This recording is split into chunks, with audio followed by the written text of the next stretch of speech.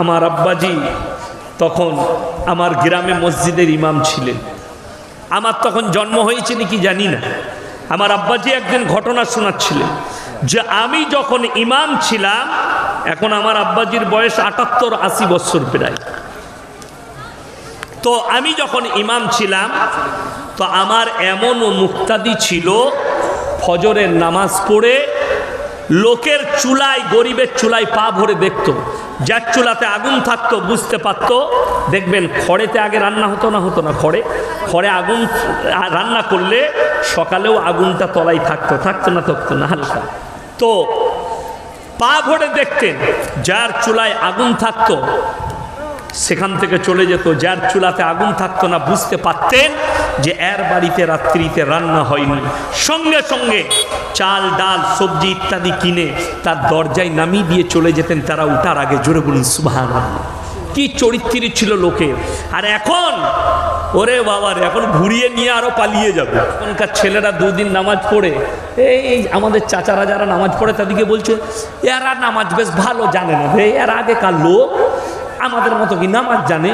তুমি এমন নামাজ পড়ছো, বলবো তোমাদের নামাজিগুলো বলে দিই। যুবকেরা শোনো, তোমার থেকে হয়তো ভালো কিরাতটা পড়তে পারেনি, কোরআনটা হয়তো তোমার মতো শুদ্ধ শিখেনি, কিন্তু আখলাক আর চরিত্র তোমার থেকে হাজার গুণের ভালো। সূরা ওয়াকিয়া, সাবিকুন সাবিকুন উলাইকাল মুকাররাবুন ফি জান্নাতিন নাঈম সুল্লাতুম মিনাল আউয়ালিন। হে আমার নবী বলো, তোমাদের মধ্যে থেকে অল্প সংখ্যক আর তোমাদের পূর্ববর্তীদের মধ্যে থেকে বেশি সংখ্যক লোক জান্নাতে যাবে। নামাজটা শুদ্ধভাবে শিখেছো, শিখলে কি হবে? বাম্মাকে ভাত দাও না, নামাজ পড়ো। বিবিকে কষ্ট দাও, নামাজ পড়ো। সন্তানকে কষ্ট দাও, নামাজ পড়ো। তোমার আখলাক চরিত্র ঠিক নেই, তুমি নামাজ পড়ো আর নিজেকে মুমিন বলে লোকের সামনে পরিচয় দাও। মুসান্নাফ ইবনে আবু শাইবার হাদিস 40 নম্বর হাদিস, আপনার চোখ দিয়ে পানি পড়বে। নবীজি বর্ণনা করলেন, হে আমার সাহাবীরা শোনো, এমন একটা যুগ আসবে এই মসজিদগুলোই নামাজিতে ভরে যাবে। ইয়া রাসূলুল্লাহ, তারা কেমন থাকবে? নবীজি বর্ণনা করলেন, তারা এমন নামাজি হবে সুদু খাবে আর নামাজ পড়বে, আর বড় বড় অট্টালিকা বাড়ি বানাবে আর লোকের কাছে গর্ব করবে। ও বলবে আমার বাড়ি দেখ, ও বলবে আমার ঘরটা দেখবি চল, আমি কেমন মাটবেল লাগাইছি। ও বলবে আমার ঝাড়বাতিটা দেখ, ও বলবে আমার এসিটা দেখবি চল, আমি উন্নত মানের এসি লাগিয়েছি। এই কম্পিটিশন হবে আর তারা সুদু খাবে আর মসজিদে নামাজ পড়বে। আপনি পার্থক্য করুন এই নামাজি আর আপনার মতো সুদখোর নামাজি, পার্থক্যটা করে দেন। তাবারাকাল্লাযী জাআলা ফিস সামাই বুরুজা ওয়া জাআলা ফিহা সিরাজাম ওয়া কামারাম মুনিরা ওয়া হুয়াল্লাযী জাআলাল লাইলা ওয়ান নাহার খিলফাতাল লিমান আরাদা ইয়াযাক্কারা ওয়া আরাদা শুকুরা ওয়া ইবাদুর রাহমানিল্লাযীনা ইয়ামশুনা আলাল আরদি হাওনা ওয়া ইযা খাতাবাহুমুল জাহিলুনা ক্বালু সালামা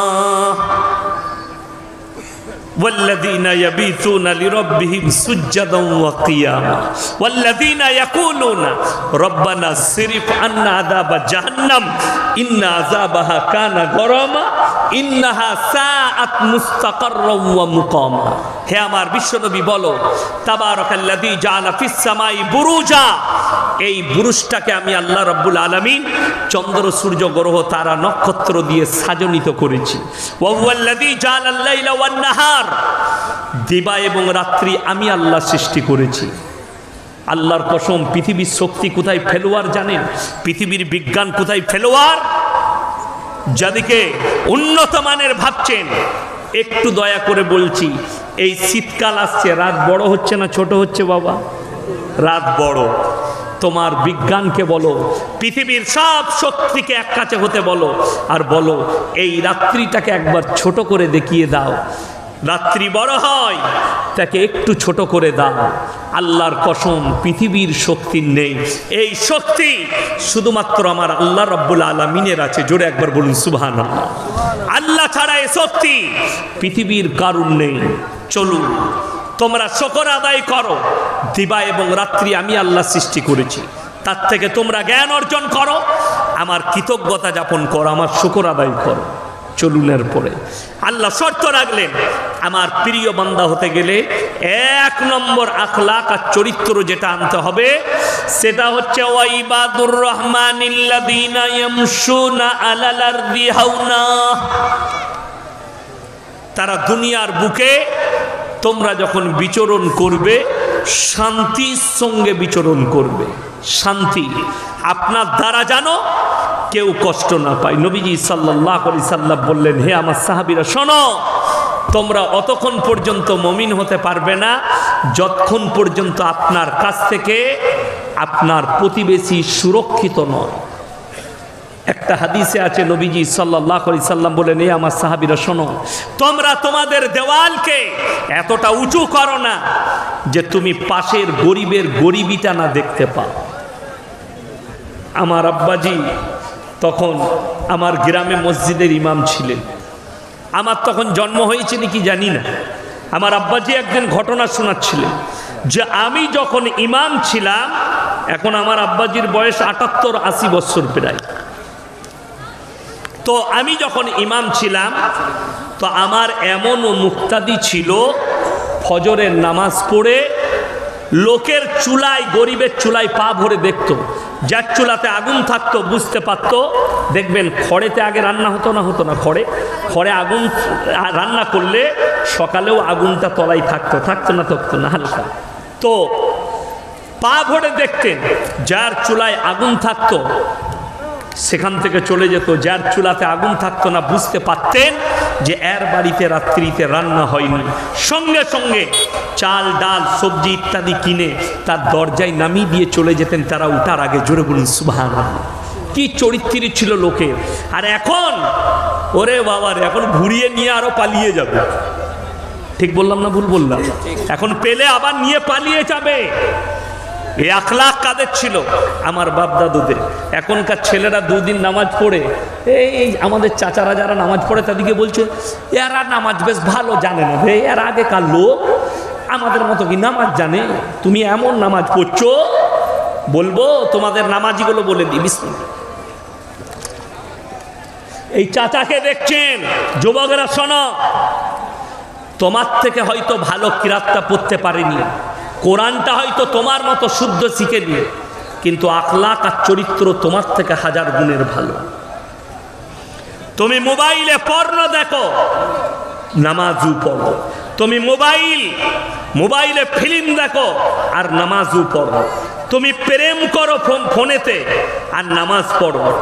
তোমার বাবাজি শুনেলেন এরপরে কোরআন সূরা ওয়াকিয়া, সাবিকুন সাবিকুন উলাইকাল মুকাররাবুন ফি জান্নাতিন নাঈম সুল্লাতুম মিনাল আউয়ালিন। হে আমার নবী বলো, তোমাদের মধ্যে থেকে অল্প সংখ্যক আর তোমাদের পূর্ববর্তীদের মধ্যে থেকে বেশি সংখ্যক লোক জান্নাতে যাবে। নামাজটা শুদ্ধভাবে শিখেছো, শিখলে কি হবে? বাম্মাকে ভাত দাও না, নামাজ পড়ো। বিবিকে কষ্ট দাও, নামাজ পড়ো। সন্তানকে কষ্ট দাও, নামাজ পড়ো। তোমার আখলাক চরিত্র ঠিক নেই, তুমি নামাজ পড়ো আর নিজেকে মুমিন বলে লোকের সামনে পরিচয় দাও। মুসান্নাফ ইবনে আবু শাইবার হাদিস 40 নম্বর হাদিস, আপনার চোখ দিয়ে পানি পড়বে। নবীজি বর্ণনা করলেন, হে আমার সাহাবীরা শোনো, এমন একটা যুগ আসবে এই মসজিদগুলোই নামাজিতে ভরে যাবে। ইয়া রাসূলুল্লাহ, তারা কেমন থাকবে? নবীজি বর্ণনা করলেন, তারা এমন নামাজি হবে, সুদু খাবে আর নামাজ পড়বে, আর বড় বড় অট্টালিকা বাড়ি বানাবে আর লোকের কাছে গর্ব করবে।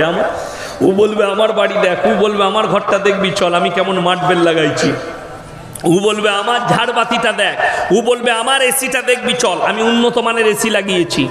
এই কম্পিটিশন হবে আর তারা সুদ খাবে আর মসজিদে নামাজ পড়বে। আপনি পার্থক্য করুন এই নামাজি আর আপনার মতো সুদখোর নামাজি, পার্থক্যটা করে দেন। সুদের পাপটা আপনি হিসেব করে দেখে নেবেন, উলামাদের সঙ্গে পরামর্শ করবেন। আপনি কতগুলো পাপ করছেন, সুদ খেয়েছেন, নামাজও পড়ছেন। আপনি পাপ করেন, নামাজ পড়ছেন। জিনা করেন, নামাজ পড়ছেন। পরকিয়া করেন, নামাজ পড়ছেন।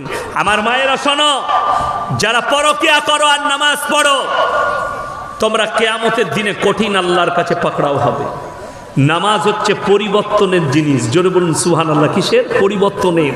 নামাজ ইন্না সলাতা তানহা আনিল ফাহশাই ওয়াল মুনকার। হে নবী বলে দাও, নামাজ এমন একটা ইবাদত, মানুষ যখন নামাজ পড়তে লাগে আস্তে আস্তে নামাজ থেকে খারাপ কাজ থেকে সরিয়ে ভালো কাজের দিকে নিয়ে যায়। শুনেলেন, নামাজি কখনো চোর নয়, চোর নামাজি সেজে যায় এসে। নামাজি কখনো ব্যভিচারী নয়, ব্যভিচারী এসে নামাজি হয়ে যায় নিজের পাপ ঢাকার জন্য। ওই জন্য আমার জলসায় আছে, আমাদের দেশের কিছু নামাজি আছে জুম্মার দিনে মসজিদে জুতো চুরি করতে যায়। হ্যাঁ, আগে আগে বেরিয়েছে, ঢোকার সময় টার্গেট করলিছে নতুন মালগুলো লুবো, বেরিয়ে পায়ে গতি নিয়েছে। আর যদি ধরা পড়ে যায় কি বলে জানেন? ভাই আমি বইতে পারি না। তুই পুরনো পড়ে এসেছিলি, নতুনগুলো কি করে গথালি? তোর পায়ে নতুন জুতো ঢুকছে বুঝতে পারি। আচ্ছা, আপনার নতুন জুতো পরলে আমরা বুঝতে পারি না? 2 দিন 3 দিন বুঝতে পারা যায়। তো তুই 3 দিনে নতুন জুতো ঢুকুচ্ছিস, তুই বুঝতে পারলি না তুই ছিঁড়া জুতো পরে এসছিস? এই রকম আছে যারা হজ করতে গেছে। হাজি সাহেব দিকে জিজ্ঞেস করুন, আমাদের দেশের লোক কখন মসজিদে ঢুকে? আজান হয়ে গে যখন তকবীর চলে, একামত শুরু হয়, তখন মসজিদে যায়, ছুটে উজু করতে করতে যায়। কি বুঝলেন? আর মনে পড়ছে না দোকানে চাবি লাগাইছি না লাগাইনি। নামাজটা কত সুন্দর হবে, তাই না?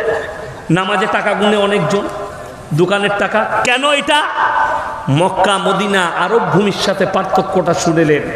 তারা আজান হয়ে গেলে তার ব্যবসা পড়ে থাকে, তারা মসজিদে চলে যায়। দোকান খুলে থাকে, তারা মসজিদে প্রবেশ করে যায়। আল্লাহর ডাক পড়ে গেছে, আমাকে নামাজ আদায় করতে হবে। তবে আপনারা দোকান খুলে যাবেন না আমার কথা শুনে, ঘুরে এসে দেখবেন 2টো বিস্কুটও পড়ে নাই, ওটাও নিয়ে পালিয়েছি। কেন? আমাদের দেশ তো আউলিয়ার দেশ। আমাদের দেশ কাদের দেশ? আউলিয়ার দেশ। এত বড় বড় আউলিয়া। ওই তো হ্যাঁ, করিমপুর থেকে 1 বছর আগে আমাকে ফোন করেছিলেন, আমাদের এখানে একজন বেরিয়েছে, মাথায় পাগড়ি পরে, লোকে দৌড়ে দৌড়ে যাচ্ছে আর বলছে আমার ওপরে তোমরা বিশ্বাস আনো, আমার কাছে তোমরা মুরিদ হও। কেন? বলে আমি হচ্ছি ইমাম মেহেদি। আমরা ফাটা বাঁশ পেলে তাকে 2 বাড়ি মার। বাংলাদেশ, পাকিস্তান আর ভারত চোরচাপটা জাগাবাদের দেশ। এখানে কখনো ইমাম মেহেদি জন্মগ্রহণ করে? আমরা ওটা কোনো চোর ডাকাত হবে দেখ ভালো করে। তারপরে চলে গেল। তার নিজের ভাই আমাকে ফোন করেছে, তার নিজের ভাই বলে কি করি বলুন তো মোল্লা? আমরা ওকে ফাটা বাঁশে করে বাড়ি মার বেঁধে বেরিয়ে যাবে মালটা, কি পাগড়ি বেঁধে।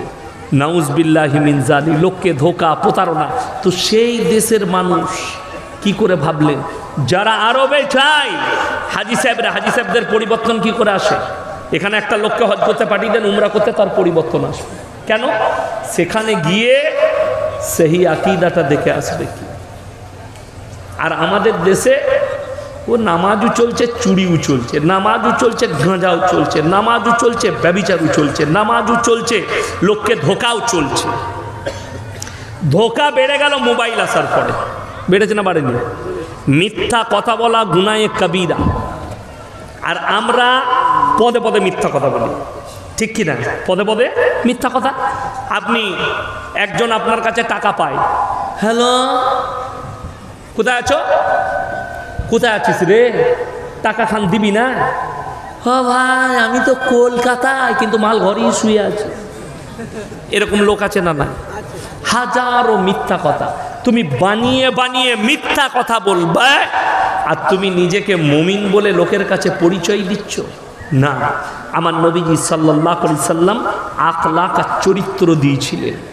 তয়েফের মাটিতে নবীজিকে রক্তাক্ত করা হয়েছে, নবীজি সাল্লাল্লাহু আলাইহি সাল্লাম তাদের জন্য দোয়া করেছে। আর আপনি চলুন, ভণ্ডামি আমি বুঝিয়ে দিই কাকে বলে। বলছে একটা ছেলে গাছতলায় পীর ছিল, সেই গাছের গোড়ায় মুতে দিয়েছে বলে ছেলেটার পাটা বেঁকিয়ে দিয়েছে পীর সাহেব। নবীজিকে তয়েফের মাটিতে রক্তাক্ত করা হলো।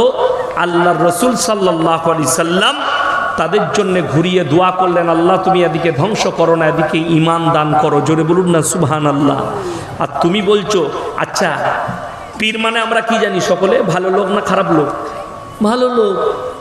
তো ভালো লোক কখনো লোকের ক্ষতি করবে? এই সমস্ত আলেম উলামা দিকে আমাদিকে যদি কেউ গালি দেয়, আমি গাড়িতে আসছিলাম, আলিগড় ইউনিভার্সিটির একটা ছেলে ফোন করেছে, আমি বলি স্টুডেন্ট আমি, সে ফোন করেছিল যে আপনি একটা জলসায় বলেছেন আল্লাহ নবী সাল্লাল্লাহু আলাইহি সাল্লাম 40 বছর বয়সে নবুয়ত পেয়েছেন। এটা নিয়ে আমার সঙ্গে কি চাইল করছিল। দ্বিতীয়, ডাইরেক্ট আল্লাহকে পাওয়া যাবে না। আমি বললাম কে বললে পাওয়া যাবে না? আমার কাছে দলিল আছে কোরআনের, ডাইরেক্ট আল্লাহকে পাওয়া যাবে। তুমি বলছো পীর ধরতে হবে। তো এই ছেলেটা আমার সাথে তর্ক করছিল। আমি বললাম বাবা, গালিও দিল লাস্টে 2-4টা আমাকে, আমি তার লেগে দোয়া দিলাম, আল্লাহ তোমাকে হিদায়াত দে। কেন? আমাদেরকে তো আল্লাহ সে ইলম দেয় নাই যে গালি দিবা। বুখারী শরীফের রেওয়ায়েতে আছে, যারা অশ্লীল ভাষা ব্যবহার করে, গালিগালাজ করে, এটা মুনাফিকদের একটা আলামত। এটা মুনাফিকদের একটা আলামত। তো আমরা তো গালি দিতে পারবো না। এই মৌলবীকে গালি দিলে আপনাকে দোয়াই দিবে, ঠিক কিনা কথা বলে? না ঘুরিয়ে মারবে? মারতে পারবে না, আপনাকে গালি দিতে পারবে না। যদি বলে হয়তো আপনার বাবাকে অভিযোগ করবে, আপনার পরিবারকে অভিযোগ করবে, কিংবা মুখ বন্ধ করে শুয়ে নেবে। এটাই আমাদের কাজ। কিন্তু বড় কষ্টের বিষয়, বলছে পীর সাহেব হাত বেঁকি দেয়। আপনাদেরকে একটা তথ্য দিয়ে যায়, যে গাছের নিচে, বেকা গাছ হোক, শেওড়া গাছ হোক, যেখানে যদি তার গোড়ায় 40 দিন ধূপ ধুনো দেওয়া হয়, ধূপ ধুনো আগরবাতি দেওয়া হয়, সেখানে সিজদা করা হয়, 40 দিনের মাথায় সেই জায়গায় একটা খবিজ জিন্নাতের আশ্রয় হয়। জিন্নাত আছে না নাই? পৃথিবীতে দুজন আছে, জিন এবং ইনসান। ওই খবিজ জিন্নাতের আশ্রয় হয়, যার কারণে সেখানে খবিজ জিন্নাত থাকে। সেখানে কেউ যদি পেশাব করে তো ওই জিন্নাতটা তার ক্ষতি করে। কোনো দ্বিতীয় নম্বর সবথেকে বড় ভণ্ডামি যেটা, মানুষ মরে যাওয়ার পরে তার কোনো ক্ষমতা থাকে না। আচ্ছা জিন্নাত দিকে আমরা দেখতে পাই, কথা বলেন? দেখতে পাই না। তাদের ক্ষমতা আছে না নাই? আল্লাহ জিন্নাতকে আগুন দিয়ে তৈরি করেছে, আগুন দিয়ে তাদের একটা মহান ক্ষমতা আল্লাহ দিয়েছে তাদেরকে। হাওয়ার বেগে, হাওয়ার সাথে ছুটে আল্লাহ তাআলা অনেকগুলো ক্ষমতা জিন্নাত দিকে দিয়েছে। ওই জন্য দেখবেন আমরা যে হাড্ডিগুলো খাই, এই আজকে জলসা হলো, মাংস খাওয়াইছে, হাড্ডিগুলো কোনো পায়খানা প্রস্রাবের জায়গায় ফেলতে নাই। ওই হাড্ডিগুলোই হচ্ছে জিন্নাতদের খাবার। ওই হাড্ডিগুলো বাড়িতেও যদি খানা খান, ওই হাড্ডিগুলো পায়খানা প্রস্রাবের জায়গায় ফেলবেন না, ডাস্টবিনে ফেলবেন। এমন জায়গায় ফেলবেন যেখানে কুকুরে খায়, এবং জিন্নাতরাও ওই হাড্ডিগুলো খায়, আমাদের ফেলা হাড্ডিগুলো। একটা রেওয়ায়েতে আছে। ওই জন্য মুসলমান ভাই, ভণ্ডামি হচ্ছে কি, মানুষ মরে যাওয়ার পরে তার কাছ থেকে কিছু পাওয়া যায়। মানুষ মরে যাওয়ার পরে, ওই জন্য দেখে নেন আমাদের দেশে যতগুলো মাজার আছে, আপনি হিসেব করে নেবেন, কিন্তু একটা মাজারেও, ভারতের নয় গোটা পৃথিবীর একটা মাজারেও গরুর মাংস হয় না, গরু জবাই হয় না। তার কারণ একটাই, সেটা হচ্ছে সমস্ত জাতি, সমস্ত ধর্মের লোক সেখানে হাজির হয়। ঠিক কিনা কথা বলেন? আপনাকে আমি প্রমাণ দিয়ে দেবো। আপনি পাথর চাবড়িতে প্রমাণ নিয়ে এলেন, গিয়ে হিন্দু, মুসলিম, দলিত, আদিবাসী সব ভাইরা সেখানে যায়। কেন? এই গুটকাখোর আর জিলাপি হুজুররা বলে রেখেছে যেই আসবে সেই মাল পাবে। আমি বলে যাচ্ছি, আচ্ছা মদ খেয়ে মসজিদে ঢোকা যায়? কথা বলেন, ঢোকা যায় না। গাঁজা খেয়ে ঢোকা যাবে? ঢোকা যাবে না। কিন্তু মাজারে গাঁজা খেয়ে ঢোকা যায়। ঠিক বললাম না ভুল বললাম? যদি কেউ মিথ্যা বলেন আমি তাকে প্রমাণ করে দেবো, আমার এলাকায় নেই। মানুষ শুনেলেন, মানুষের আকীদা ভুল হলে, মানুষ যখন অন্ধভক্ত হয়ে যায়, তাদের আকীদা কোন জায়গায় পৌঁছায়। আমার থানার নাম হচ্ছে গলসি থানা, পূর্ব বর্ধমানের শেষ থানা। তো আমি আমার থানার কথা বলবো না, 3টে থানার মধ্যে আছে। আমি আমার থানায় বলে দিলে তারা টার্গেট করে নেবে যখন বয়ান শুনবে, যে আমাদের কি বলেছে। আমার পাশে আছে আউসগ্রাম থানা, যেখানে আমার নূর মোহাম্মদ ভাইয়ের বাড়ি। চিনেন তো নূর মোহাম্মদ খাদেরকে? তার বাড়ি, তার পাশের থানা গলসি আমার বাড়ি, তার পাশের থানা আমাদের মুমতাজুর ভাই একটা মাদ্রাসা করেছে বুদবুদ থানা। 3টে থানা পাশাপাশি আমরা। তো এই 3টে থানার মধ্যে এমন একটা গ্রাম আছে যেখানে পীর সাহেব মারা গেছে, তার তো মাজার হয়েছে, তার ওরস হয়। তার বাড়িতে যে কুকুরটা ছিল, কুকুরটা মরে যাওয়ার পরে তারও দাফন করে তারও মাজার করেছে, তারও ওরস হয়। নাউজবিল্লাহ বলছেন না আপনারা? নাউজবিল্লাহ বলেন, নেকি পাবেন, না হলে গুনাহ হবে সাপোর্ট করলে। বড় কষ্টের বিষয় এটা। আমি মিথ্যা বানানো বলিনি। যদি মিথ্যা বলে থাকি আল্লাহর কাছে হিসেব দিতে হবে। আর কারুর যদি অবিশ্বাস হয়, আমার গাড়িতে চাপুন, আমার মাদ্রাসায় খাওয়াবো না, আমার বাড়িতে খাওয়াবো। আর আপনাকে আমি গ্রামটা পাঠিয়ে দেবো, একটা ছেলেকে বাইকে করে মাজারটা ঘুরিয়ে নিয়ে কি লেখা আছে বুঝতে পারবেন, কি লেখা আছে বুঝতে পারবেন। তারও ওরস করছে মুসলমান সারা। আমার ভাই, আমার এলাকায়, আমি আমার এলাকার কথা বলছি, এই এতে আমি খালি চিন্তা করি সারা বছর আপনার শবে বরাত, রজব, গজ্জব, আপনার সাবান, মহরম, ঈদে মিলাদুন নবী, সারা বছরটা পরবের শেষ নাই, হালুয়া রুটির শেষ নাই, জিলাপির শেষ নাই, নামাজ দাওয়াত দেয় না। আপনি দেখুন, আমাকে একজন আমার ভালোবাসার লোক মুর্শিদাবাদ থেকে পাঠিয়েছে, একজন বক্তা আপনার নামে গালি দিচ্ছে, আপনার নামে উল্টো পাল্টা বকছে। কে? তার নাম আবু তাহের রিজভী, চুচকো একটা মৌলবি। 3 দিন না 5 দিন উঠেছে, আমাকে গালি দিচ্ছে। কেন? ইয়াসিন বলেছে। আমি একটা জলসায় হাওড়া জেলায় বলেছি যে আমি ছিলাম, আমার আগে একটা ফুরফুরার বক্তা ছিল, সে কিয়াম করলে, আমি তখন স্টেজে পৌঁছে গেছি, আমি আমার কাজ করছি, আমি আপনার বসে আছি, আমার জন্য কিয়াম চলবে না, আমার কাছে কিয়াম হারাম, তো আমি বসে থাকবো, আমি বসে আছি। তো সেই ছেলেটা কিয়াম করলো, ফুরফুরার বক্তাটা কিয়াম করে সে চলে গেল। তারপরের দিন দেখছি এক ইউটিউবার হারাম কর ছেড়েছে আমার জন্যে, বিয়াদব ইয়াসিন কিয়ামে নবীকে দাঁড়িয়ে সালাম পাঠাই নাই। তো আমি তারপরে ব্যাখ্যা দিয়েছি যে আমার কাছে কিয়াম করা হারাম। আর সব থেকে বড় জিনিস, যারা বলছে বিয়াদবি করেছে, যে গুটকাখোররা বলছে, যে ওই বেরেলিদের বক্তারা বলছে যে এরা কাফের হয়ে গেছে, কিয়াম করেনি বলে, দাঁড়ায়নি বলে কাফের হয়ে গেছে, তাদেরকে বলবো ফতোয়ায়ে রিজভিয়াটা ভালো করে পড়বি, খণ্ড নম্বর 24 ভালো করে পড়বি। আর যারা ফুরফুরার ভক্ত আছেন তারাও শোনো, দাদা হুজুরে ওসিয়তনামায় লেখা আছে মুস্তাহাব মুস্তাহসান, করলে ভালো, না করলে কোনো দোষের নাই। তাহলে যদি দোষের না থাকে তাহলে আমি কাফের হলাম কি করে? দ্বিতীয় নম্বর, কিয়ামের বয়স 150 বৎসর। কত বললাম? কথা বলে না? 150 বৎসর। আর আল্লাহর হাবিব এসছেন 1400 বৎসর আগে, 4 জন, 1445 হিসেবটা বলে দিলে, হ্যাঁ 1445ই হবে, 1445 বছর আগে। তিনার সামনে কোনো সাহাবী কিয়াম করলেন না। তিনি চলে যাওয়ার পরে উমরে ফারুক রাদিয়াল্লাহু তাআলা, আরে সাহাবীরা তো ছেড়ে দেন, এই গুটকাখোর দিকে জিজ্ঞেস করো। ইমাম আবু হানিফা রাহিমাহুল্লাহ, ইমাম শাফি, ইমাম মালিক, ইমাম হাম্বল, এই 4 জনের মধ্যে একজন যদি দাঁড়িয়ে কিয়াম করে থাকে, যদি প্রমাণ দিতে পারে, আমি মৌলবি শওকতের বেটা মৌলবি ইয়াসিন বাই ক্যামেরা ক্ষমা চেয়ে তাদের জুতোর মালা পরবো ইনশাআল্লাহ। এটা চ্যালেঞ্জ। এরকমই জলসার স্টেজে আমি জুতোর মালা পরব, যদি দিতে পারে প্রমাণ। কিন্তু নাই। কেন? আমরা পাগল হয়ে গেছি। তুমি ইমাম আবু হানিফাকে ফলো করেছো আর আমরা করিনি। তুমি ইমাম শাফির কিতাব পড়েছো আর আমরা পড়িনি। তুমি ইমাম মালিকের কিতাব পড়েছো আর আমরা পড়িনি। তুমি ইমাম আবু হাম্বলের কিতাব পড়েছো আর আমরা পড়িনি। বড় কষ্টের বিষয়। এই চুচকো মৌলবীদের কাছ থেকে দূরে থাকবে।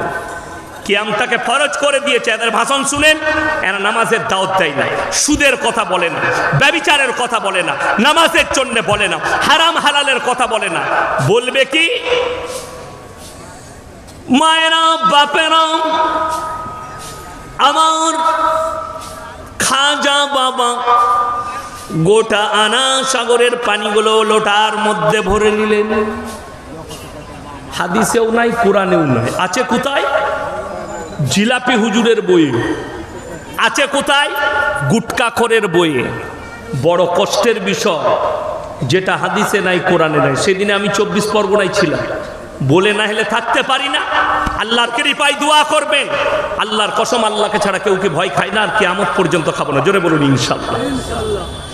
আমার মুসলমান ভাই, বায়ান হচ্ছে আমার আগে, আমি মসজিদে শুয়ে আছি, শুতে দিয়েছি এক কোণে। তো খানাকে ঘুম ধরেনি, মোবাইল ঘাঁটছি, আমি কোরআন পড়ছি মোবাইলে। তো বায়ান হচ্ছে কি জানেন? হযরতে জাকারিয়া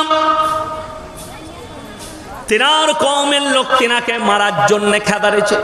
তিনি ছুটতে ছুটতে গিয়ে একটা গাছের মধ্যে ঢুকে গেলেন।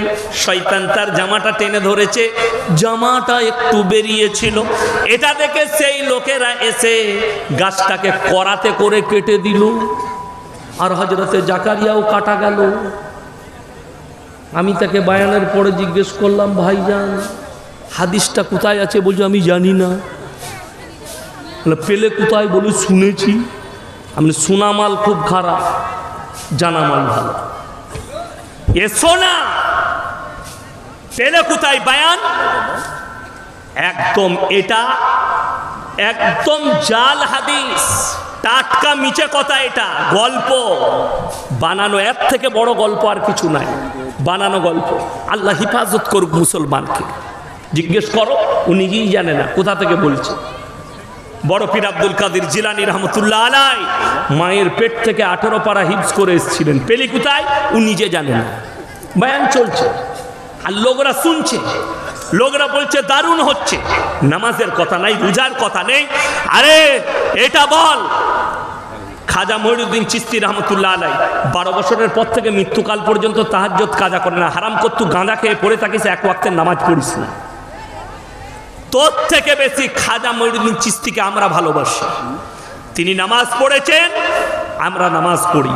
তিনি তাহাজ্জুদ গুজার, আমরা তাহাজ্জুদ গুজার। তুই ভালোবাসিস কাকে? জিলাপি হুজুরকে, আর গুটকা খোরকে, আর গাঁজা খোরকে। আজকে বড় কষ্ট লাগে। এই এদিকে জিজ্ঞেস করুন, এরা বলবে কি কবরস্থান পবিত্র জায়গা না অপবিত্র? কথা বলেন।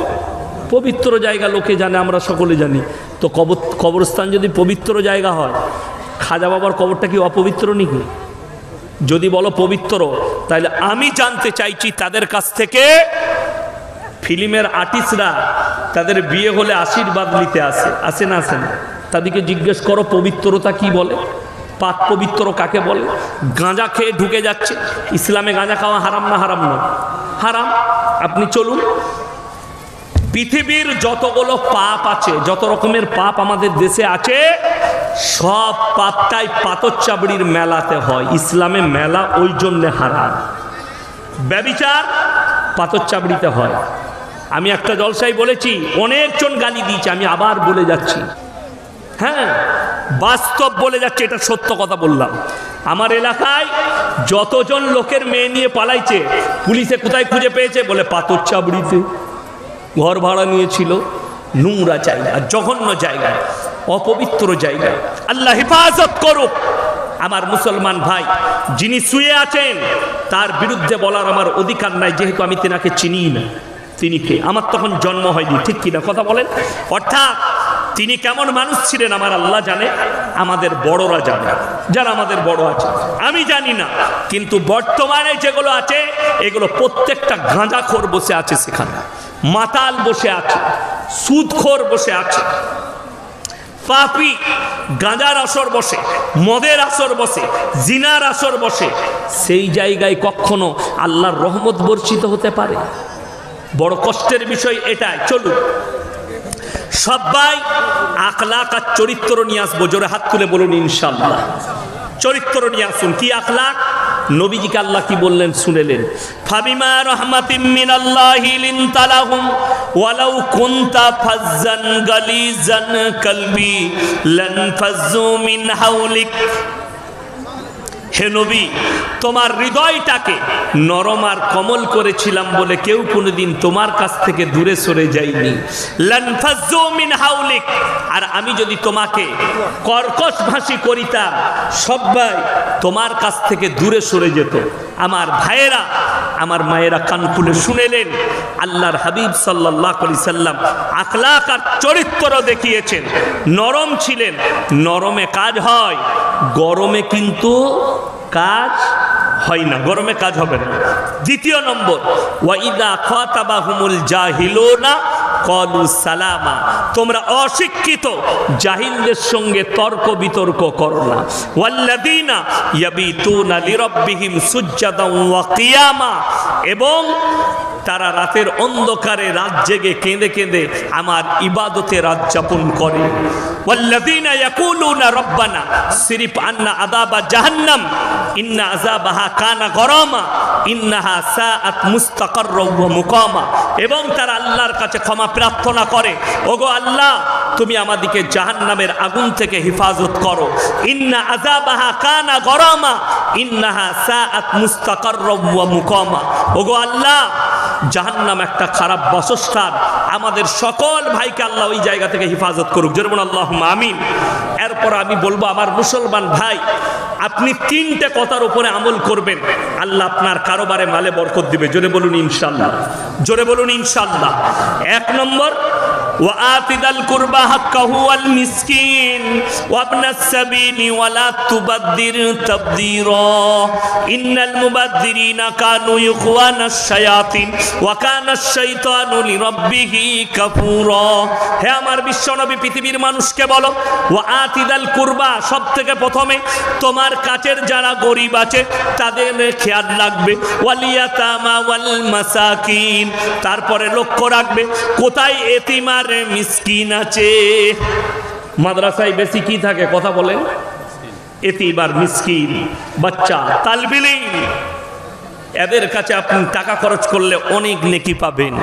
ওয়াবনাস সাবিলি ওয়ালা তুবাদ্দির তাবদীরা, এবং যারা তোমাদের কাছে মুসাফির আসবে, এই তিনজনের পেছনে তোমরা টাকা খরচ করো।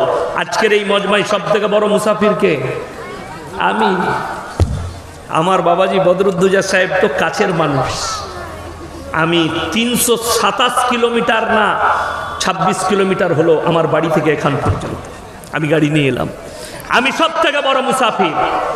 আমি আল্লাহর কাছে দোয়া চাই, আপনাদের জন্য দোয়া চাই।